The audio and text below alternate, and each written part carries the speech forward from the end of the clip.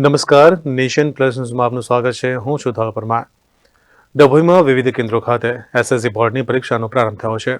ડભોઈની દયારામ હાઈસ્કૂલમાં 600 વિદ્યાર્થીઓ, પંડ્યા હાઈસ્કૂલમાં 360 વિદ્યાર્થીઓ, મહાદેવિયા હાઈસ્કૂલમાં 250 વિદ્યાર્થીઓ, નવોદય સ્કૂલમાં 290 વિદ્યાર્થીઓ તેમજ આદર્શ શાળામાં 150 વિદ્યાર્થીઓ પરીક્ષા આપી રહ્યા છે.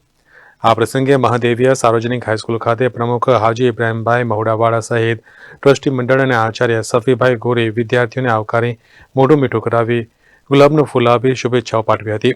જ્યારે દયારામ સ્કૂલમાં વિદ્યાર્થીઓને કુમકુમ તિલક કરી પ્રોત્સાહન આપવામાં આવ્યું હતું. શ્રી દયારામ કેળવણી મંડળ સંચાલિત શ્રી અમેદ દયારામ શારદા મંદિર ડભોઈ આજરોજ ધોરણ 10ની એસએસસી બોર્ડની એક્ઝામ પરીક્ષા શરૂ થાય છે. ડભોઈમાં કુલ 5 સેન્ટરોની અંદર આ પરીક્ષાનો આજે પ્રથમ દિવસ. વિષય ગુજરાતીનું પેપર. અંદાજિત ડભોઈમાં ધોરણ 10ના લગભગ 1250 જેટલા વિદ્યાર્થીઓ આજે પરીક્ષા આપવાની શરૂઆત કરી રહ્યા છે. વાલી ઉત્સાહભેર વિદ્યાર્થીને દરેક શાળાએ મૂકવા માટે જાય છે અને અન્ય ડભોઈના નાગરિકો દ્વારા પ્રમુખ, ઉપપ્રમુખ અને એમના દ્વારા વિદ્યાર્થીઓને સન્માનિત કરી શાળામાં પ્રવેશ આપવામાં આજે આવ્યો છે.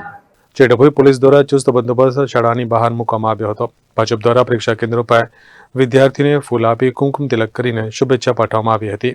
આજરોજ ડભોઈમાં 5 સેન્ટરમાં 10મા ધોરણની એક્ઝામ છે, તો દરેક અમે દયારામ સ્કૂલમાં આવી અને છોકરાઓને 10માના છોકરાઓને ફૂલ અને ચાંદલાથી સ્વાગત કરી અને પેન આપી અને શુભકામના આપી છે કે એમના પેપરો સરસ જાય અને અમારા ડભોઈનું રિઝલ્ટ ખૂબ સારું આવે એવી શુભકામના પાઠવી છે.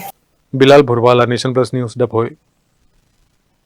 સમાચારોના સતત અપડેટ માટે નેશન પ્લસ ન્યૂઝના યુટ્યુબ ચેનલને સબસ્ક્રાઇબ કરો, બેલ આઇકન દબાવો અને ફોલો કરો ઇન્સ્ટાગ્રામ, ફેસબુક અને ટ્વિટર પર.